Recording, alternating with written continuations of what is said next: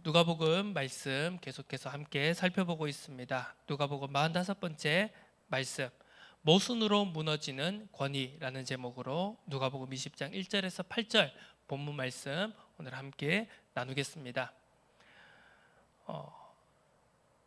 예수님께서 예루살렘으로 입성하셨습니다.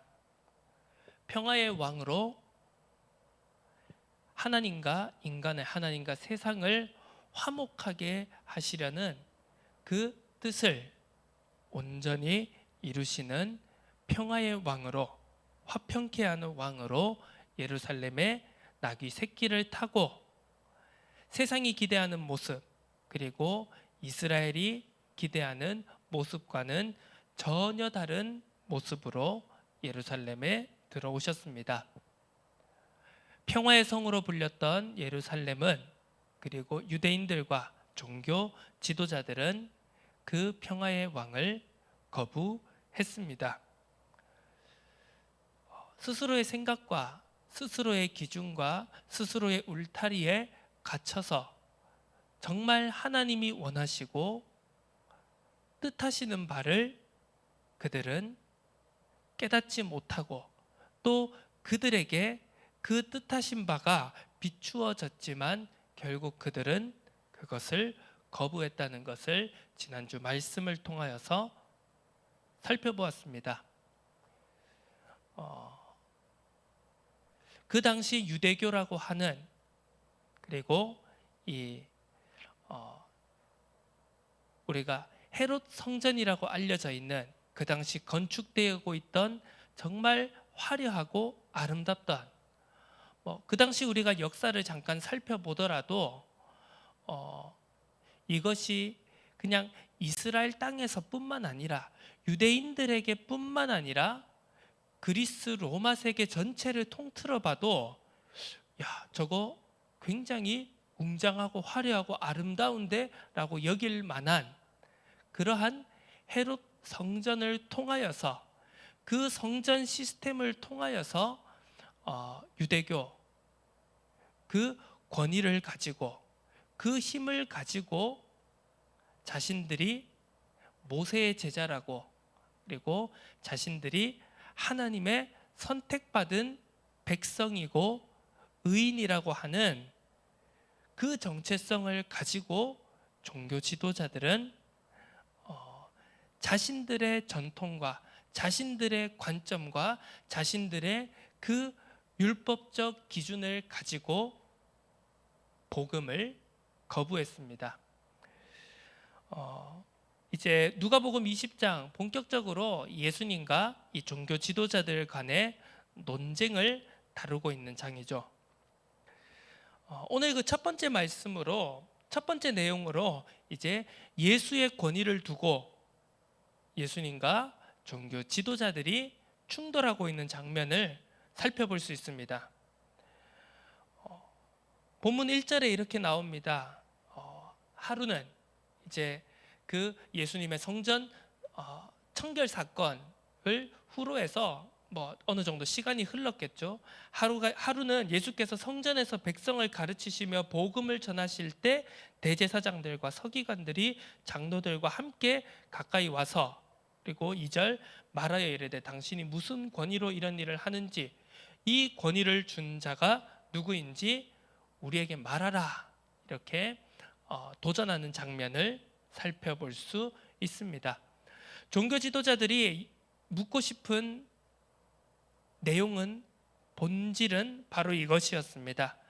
당신이 무슨 권위로 성전 안에서 이러한 혼란을 일으키고 또한 우리를 판단하는가라는 것입니다.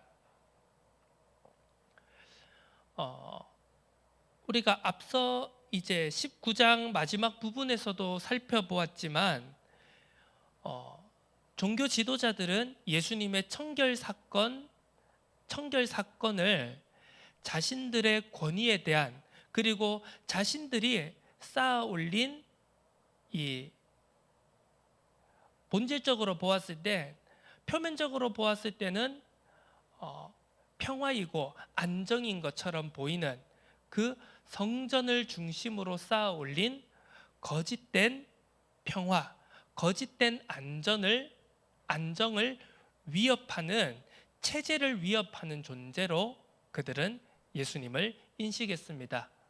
그렇기 때문에 결국 그 청결 사건으로 인하여서, 성전을 청결한 사건을 인하여서 이제 예수를 죽이고자 했습니다. 하지만 백성들이 다 그에게 귀를 기울여 듣고 그를 따르기 때문에 두려워하여서 어찌할 방도를 찾지 못하였다라고 19장 47절 48절에 기록되어 있죠. 이제 본격적으로 예수님을 죽이기 위해서, 이제 흠을 찾기 위해서 질문을 하고 함정에 빠뜨리려고 하는 장면이 20장을 통하여서 계속해서 나오고 있는 것을 우리가 살펴볼 수 있습니다. 당신이 무슨 권위로 이 성전 시스템에 대한, 이 유대교 시스템에 대해서 혼란을 일으키고 화평을 깨트리느냐, 안정적인 이 상황을 깨트리느냐, 무슨 권위로, 누가 당신에게 이런 혼란을 일으킬 잔잔하던 이 연못에 돌을 던질 권위를 주었느냐, 이것을 종교 지도자들이 묻고 있는 것이죠. 그 뒤에 있는 내용들은 우리가 너무나 잘 알고 있습니다. 예수님께서 질문을 던지시죠. 그러면 나도 너희에게 묻겠다. 요한의 세례가 하늘로부터냐 사람으로부터냐? 자, 별로 어렵지 않은 질문이죠. 그런데 그 어렵지 않은 간단한 질문에 종교 지도자들은 큰 혼란에 빠지게 됩니다. 5절부터 6절까지가 종교 지도자들의 그 혼란한 마음을 잘 나타내고 있는 것이죠. 그들이 그 질문을 듣자, 예수님의 질문을 듣자 이제 자기들끼리 의논을 하기 시작합니다. 만일 하늘로부터라고 하면 한마디로 하나님으로부터 온 요한의 세례가, 요한의 사역이 하나님으로부터 온 것이라고 우리가 대답하면, 그럼 어찌하여 그를 믿지 않았느냐? 어찌하여 그를 거부하였느냐? 어찌하여 그를 하나님의 선지자로 인정하지 않았느냐라고 할 것이고, 그리고 6절에 만일 사람으로부터라고 하면 이 세례 요한의 세례가, 사역이 하나님으로부터 온 선지자적 배경이, 근원이 아니라고 대답한다면, 오늘 이 6절의 표현이 재밌는데요. 우리 마태복음 21장과 마가복음 11장 이 병행 구절에도 이 예수님의 권위를 두고 질문한 장면이 나오는데, 오직 이 누가복음 20장 6절에 이 부분만이 누가복음에만 기록되어 있는 표현입니다. 자, 만일 사람으로부터라 하면 백성이 요한을 선지자로 인정하니 그들이 다 우리를 돌로 칠 것이라. 자, 지금 종교 지도자들이 나눈 대화입니다. 여기에서 그들의 지금 모순이 나타나는 것입니다. 종교 지도자들이 몰랐던 것이 아닙니다. 그들도 속으로는, 그들의 본심으로는 세례 요한의 저 세례와 사역이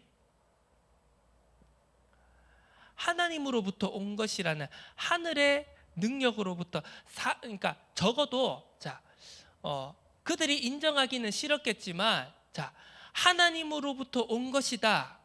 그것이 아니라면 최소한 세례 요한의 사역과 세례 요한으로부터 나타나는 저 역사가 사람으로부터 온 것이 아니라는 것쯤은 종교 지도자들도 명확하게 알았다는 것입니다. 자, 이것이 무슨 말입니까?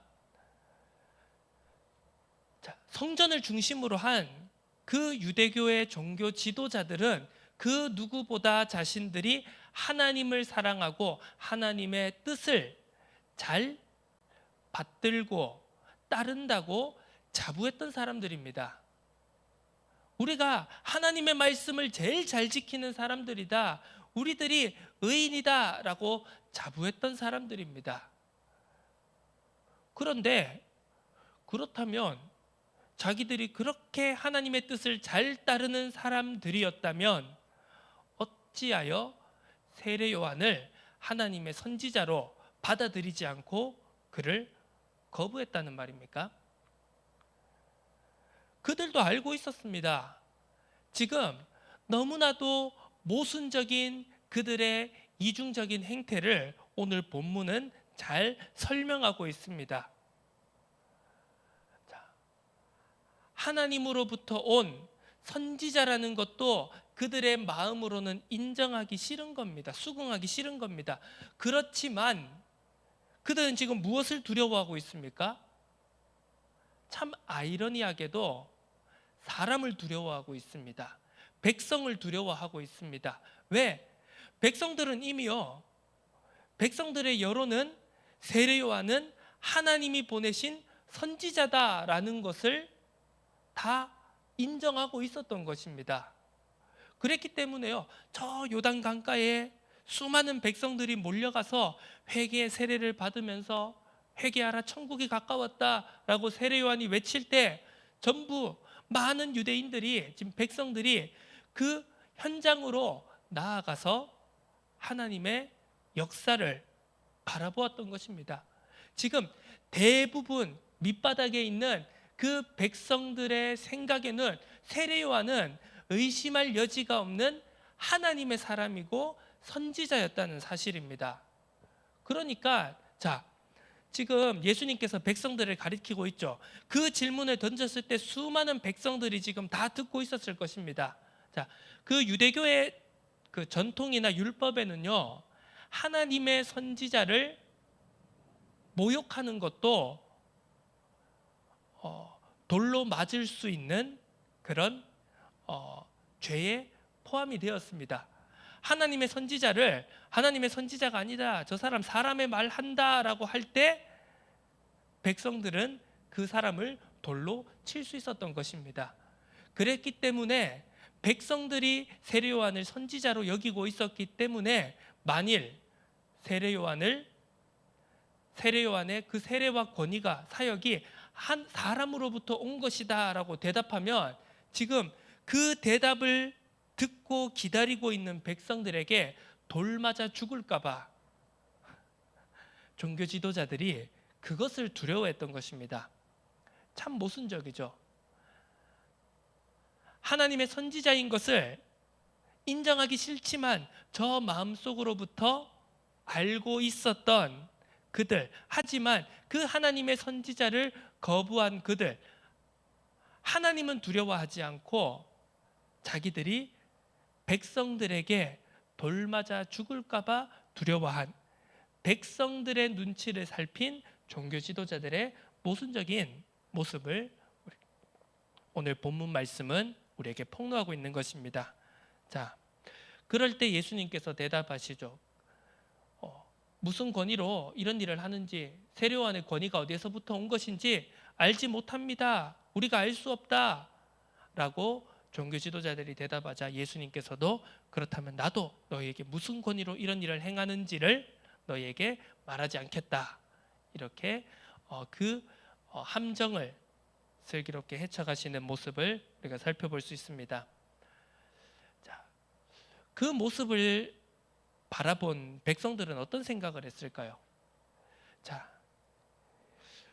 오늘 우리가 이 말씀을 통해서 한번 생각해 볼 것은 그렇습니다. 내가 답할 수 없는 모순이 있다면 우리의 신앙과 우리의 믿음과 우리가 믿는 것에 대해서 우리 스스로가 답할 수 없는 모순이 존재한다면, 그리고 내가 속으로 알고 있고 속으로 인정하는 것과 그리고 내가 나타내고 표현하는 것에 그 둘 사이에 간격이 있고 모순이 있다면 우리가 어떻게 다른 것에 대한 답을 요구할 수 있고 우리가 어떻게 이 진리라고 말하는 복음을 자신 있게 담대하게 선포할 수 있겠습니까? 제가 오늘 여러분과 나누고자 하는 부분은 바로 이러한 부분입니다. 우리가 사람이기 때문에 우리가 모순되는 것은 당연히 있을 수밖에 없습니다.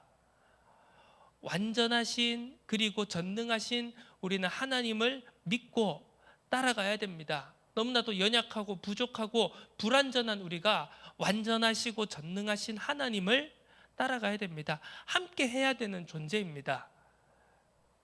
현실적으로 우리가 그러한 삶을 살아가는 데는 우리 이 세상 속에서 우리의 삶 속에서 그러한 신앙생활을 살아가는 데는 당연히 한계가 있을 수밖에 없고요. 그리고 모순이 있을 수밖에 없습니다. 하나님을 사랑해야 된다. 복음을 사랑해야 된다.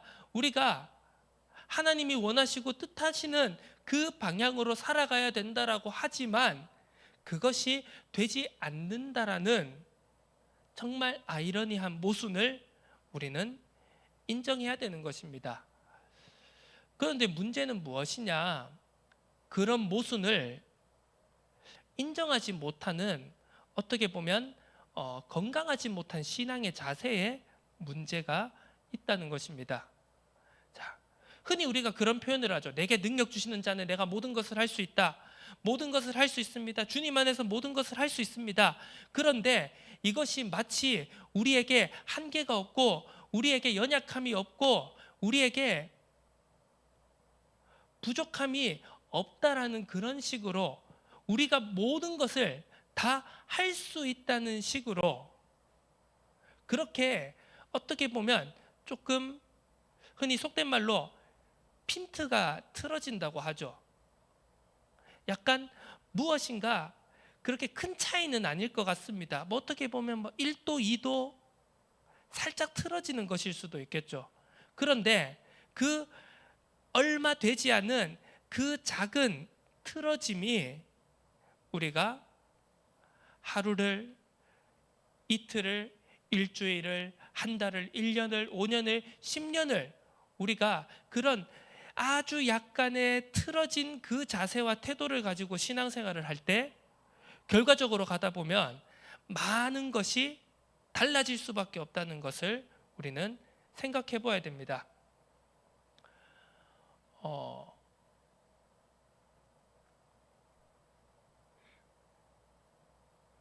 우리가 연약하다, 우리가 부족하다, 막 할 수 없습니다.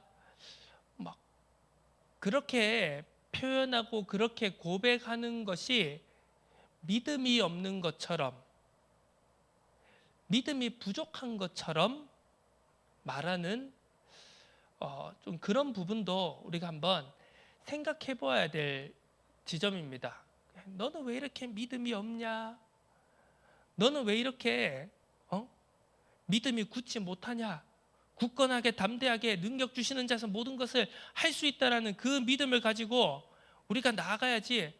왜 그렇게 약한 소리를 하냐? 왜 그렇게 믿음 없는 소리를 하느냐? 그런데 그것이 믿음 없는 소리가 아니라는 것을 우리는 반드시 생각해 봐야 됩니다. 우리는 연약합니다. 우리는 부족합니다. 우리는 실수할 수 있습니다.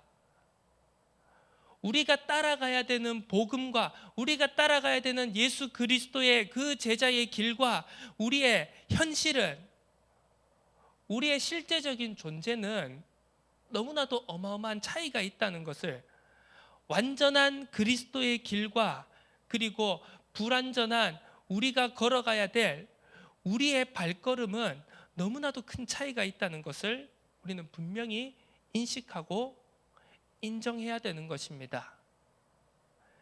그것을 인정하지 못하고 내가 마치 모든 것을 다 할 수 있는 것처럼 하나님의 말씀이, 복음이 그런 것을 다 이루어주는, 내가 생각하고 내가 계획하는 바를 다 이루어주는 어떠한 도구처럼 생각을 하고 어떠한 에너지처럼 생각을 하고 그 에너지를 붙잡고 내가 다 할 수 있다라는 것과 세상에서 내 힘으로 내 노력으로 안 될 것이 없다라고 외치는 그 인본주의와 무엇이 다르다는 것입니까? 그것을 우리는 한번 깊이 생각해 봐야 됩니다. 나 스스로 설명할 수 없는, 나 스스로 이해시키고 납득시킬 수 없는 모순이 있다면 어떻게 다른 것에 대해서 판단할 수 있겠습니까? 오늘 이 종교 지도자들의 모습이 나의 모습이 되지 않기를 바랍니다. 우리들의 모습이 되지 않기를 바랍니다. 우리는 인정하고 고백하고 그렇기 때문에 날마다 주님이 주시는 말씀이 주시는 복음이 주시는 은혜와 능력을 날마다 매 순간 구해야 한다는 것을 우리는 절대로 놓치지 말아야겠습니다. 이 권위라는 단어를 살펴보니까요, 인정을 받고 영향력을 끼칠 수 있는 힘이라고 하는 의미가 담겨져 있습니다.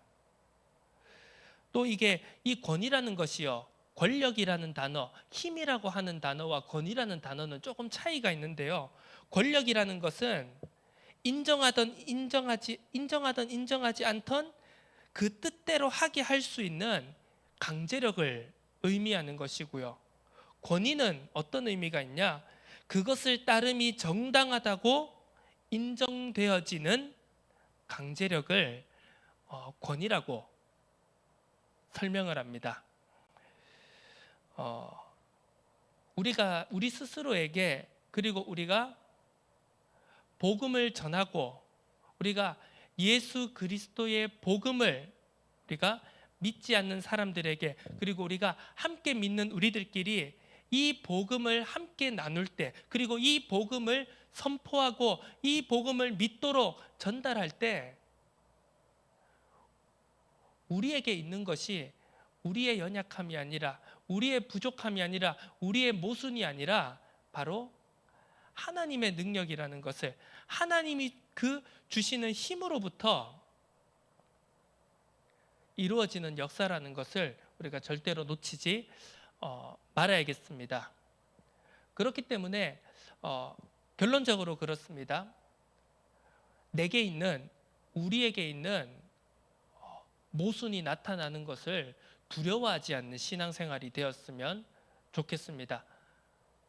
무엇인가 내 연약함이 드러나고 모순이 드러나는 것이 마치 믿음이 없는 것이고 내가 신앙생활을 잘못하고 있는 것처럼 느껴지는 그 틀린 생각에서, 그 틀린 자세와 태도에서 우리가 벗어났으면 좋겠습니다. 우리는 모든 것을 인정하고 하나님이 주시는 힘으로 우리가 한 걸음 한 걸음 더 말씀 속으로, 그리고 예수 그리스도께서 우리에게 나타내신 그 제자의 길로 한 걸음 한 걸음 더 가까이 나아가야 될 줄로 믿습니다. 우리가 연약하지만, 우리가 부족하지만, 우리는 절대 완전해질 수 없지만, 그래도 우리가 그 완전으로, 그리고 은혜로 나아가는 그 발걸음을 포기하지 않는, 주저앉지 않는 우리들의 삶이 되었으면 좋겠습니다. 그 속에서 우리를 통하여서 역사하시는 하나님의 능력이, 하나님의 권세가 우리를 통하여서 내가 만나는 모든 만남 속에, 그리고 가는 모든 현장 속에 나타나게 될 줄로 믿습니다. 그 은혜를 최고로 누리는 귀한 한 주간이 되어지기를 주님의 이름으로 축복합니다. 하나님 아버지, 감사드립니다. 우리의 연약함을 인정하고 우리의 모순을 있는 그대로 받아들이며, 그것 또한 하나님께서 우리의 삶을 통하여 변화시켜 가시고 회복시켜 가시며 갱신시켜 가시며 은혜로 성장시키셔서 우리를 하나님이 원하시고 기뻐하시는 그 그리스도의, 예수 그리스도의 제자의 길로, 주님께서 우리에게 보여주신 완전의 길로 우리들을 이끌어 가시는 줄로 믿습니다. 우리가 그 은혜를 소망하며 우리가 그 길로 걸어가기를, 주님께로 한 걸음 한 걸음 다가가기를, 그리고 온전함에 이르는 그 길을 포기하지 않는 우리들의 하루하루 우리들의 믿음의 삶이 되어질 수 있도록 축복하여 주옵소서. 감사드립니다. 예수 그리스도 이름으로 기도드립니다. 아멘.